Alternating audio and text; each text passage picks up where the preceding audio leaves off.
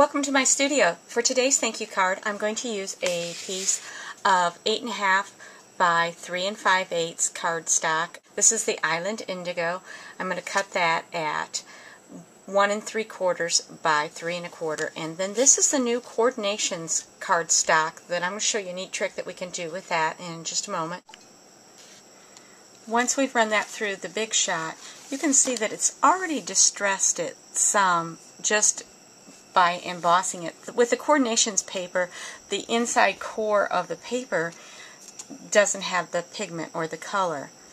You can also take a sanding block, I don't have the new ones yet, they're on order, and just lightly sand, and it makes it look even more like a tree. You can do this with any embossing folder, but today I'm using the Woodgrain, and it'll sand off, and you can decide how much or how little you want to sand off. It's real easy, just a light touch on that. The Coordinations paper can be found on page 6 of your holiday mini. You get 12 sheets of 12 by 12 acid-free and linen-free paper for just $6.95. So you can do a lot of projects. Here's another tip to add speed to your project. Because I'm going to cut 3 cards from here, I'm going to go ahead and score the long length of my cardstock at 4 1/4. So I'll place my marker on the Simply Scored, and I'll score the entire sheet from top to bottom, and then I'll be able to cut it at the 3 5/8 mark, and it'll already be scored for 3 cards. We'll ink that up and stamp. I'm going to use the Windows framelits. I love these things because they coordinate so well with the stamp set. You want to make sure to put the rough side or the bumpy side down because that's the side that's going to cut. To hold it in place, I like to place a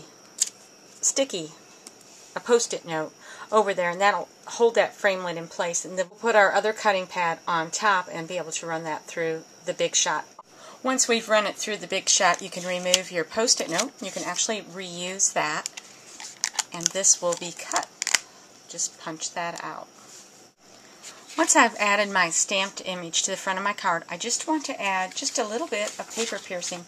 So I'm going to use the new Festive Paper-Piercing mats from page 30 of the Holiday Mini.